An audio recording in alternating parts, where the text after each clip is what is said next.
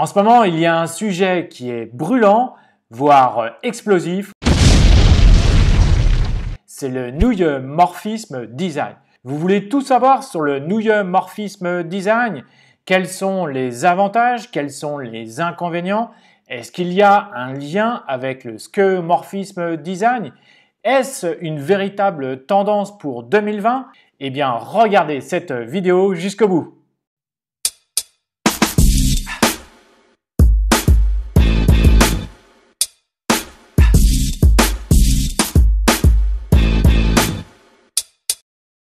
Bonjour.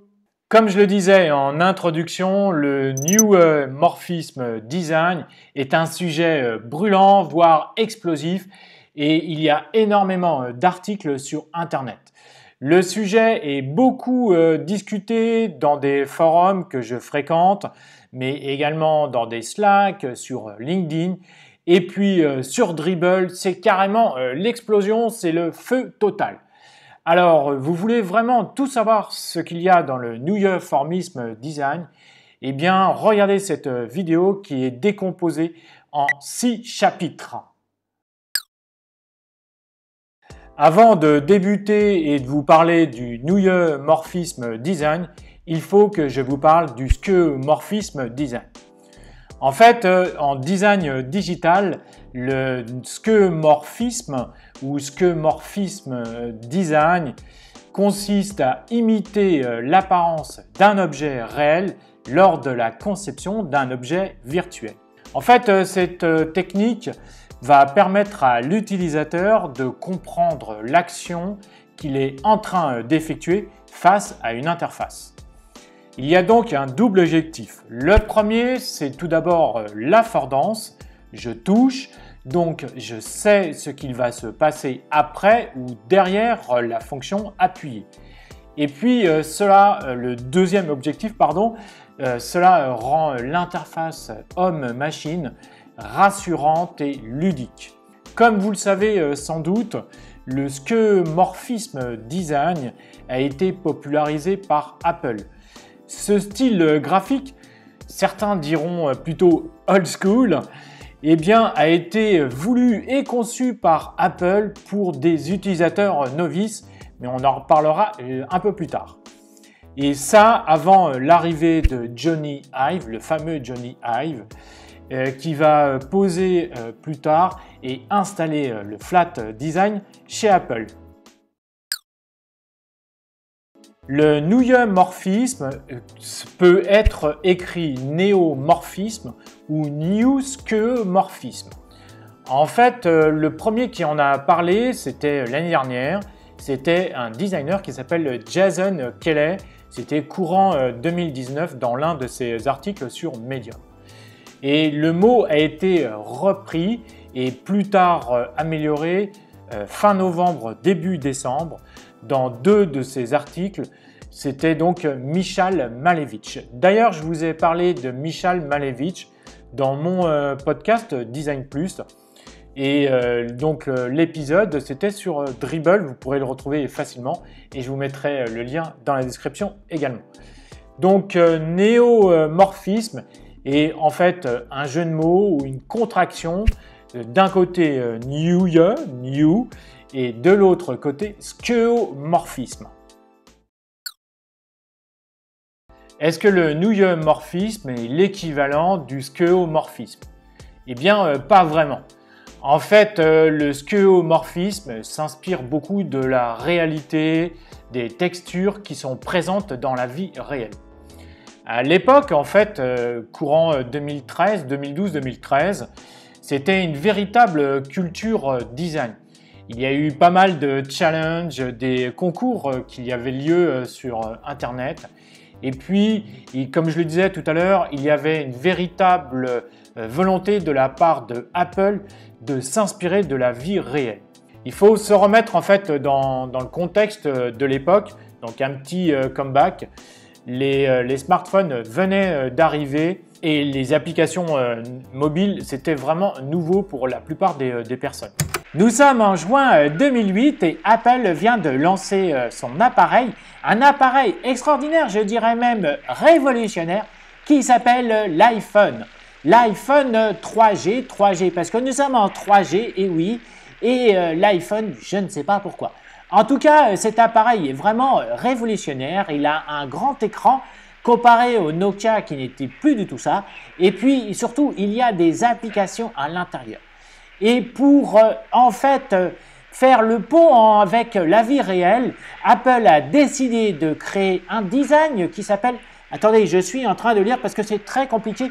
On dirait même du latin. Ah oui, voilà. C'est skeuomorphisme design. Skeuomorphisme. C'est vraiment très particulier et c'est vraiment très intéressant puisqu'il utilise les textures et des objets de la vie réelle qui sont microscopiques à l'intérieur puisque ce sont des applications. Il fallait donc créer un pont, faire un lien avec la vie réelle, le réel, d'où l'utilisation du skeuomorphisme design.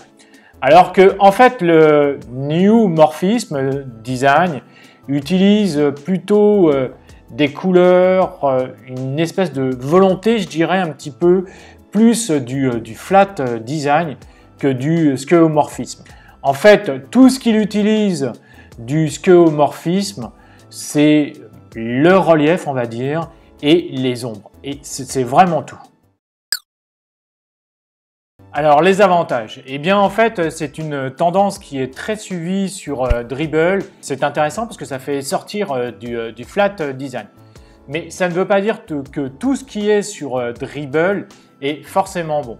Je vous encourage encore une fois à écouter mon podcast pour savoir vraiment ce que je pense de Dribbble.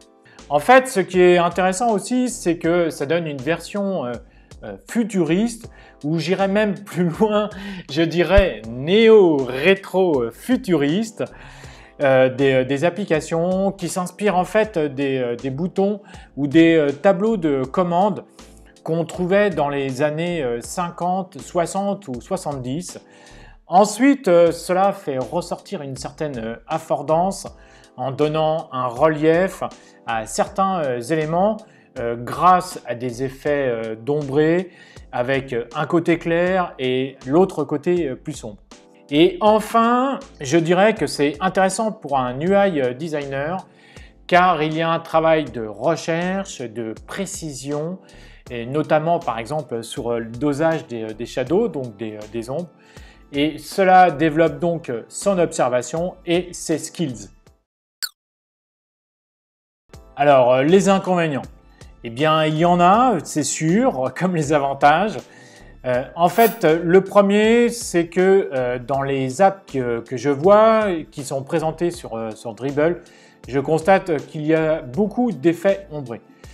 Je suppose en fait que les designers qui ont fait ces créations ont voulu créer un effet aérien ou volant avec des menus ou des boutons. Et du coup, il y a peut-être beaucoup d'objets qui sont devenus aériens dans une même application et ce n'est plus du tout cohérent.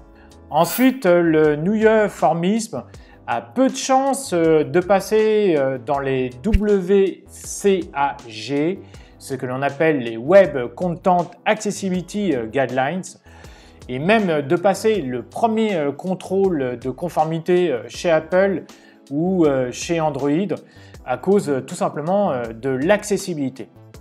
Sur la plupart des apps en fait, qui sont présentées, il y a un manque de contraste évident entre les éléments en avant et le fond. Et puis les traits sont fins, les ombres sont assez légères. Il y a donc un problème réel d'accessibilité. Si on prend l'exemple d'un utilisateur qui possède un smartphone ancien, qui est en position de mobilité en extérieur en pleine journée et donc en pleine lumière, il aura peu de chances de voir l'ensemble des boutons ou des menus qui sont présentés dans les applications sur Dribbble.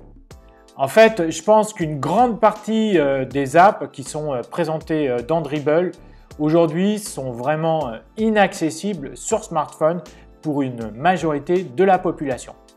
Ensuite, le New Formism Design va nécessiter un développement presque personnalisé puisqu'il va falloir créer une ombre ici et là et donc il n'est pas du tout adaptable comme le Flat Design qui peut se reproduire à différentes échelles et partout, que ce soit sur le web, Android et iOS. Personnellement, je pense que oui, c'est une tendance, mais parmi d'autres tendances. Est-ce qu'elle va durer toute l'année 2020 et au-delà?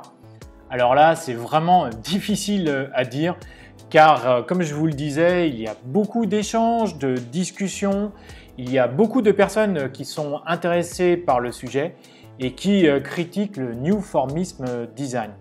Et même Michal Valevich, le créateur de ce mot, pense que cette tendance ne deviendra pas une référence car ce n'est pas suffisamment polyvalent. Merci d'avoir regardé cette vidéo, j'espère qu'elle vous aura plu. Si c'est le cas, n'oubliez pas de faire comme d'habitude, de mettre un grand pouce en l'air. Bien entendu, comme je vous le disais en introduction, je veux d'abord connaître votre avis. Donc surtout, dites-moi ce que vous pensez du New Formism Design dans les commentaires. On pourra échanger ensemble. Voilà, c'est la fin de cette vidéo. Je vous dis donc à très bientôt pour une prochaine. Et donc à très bientôt. Ciao, ciao!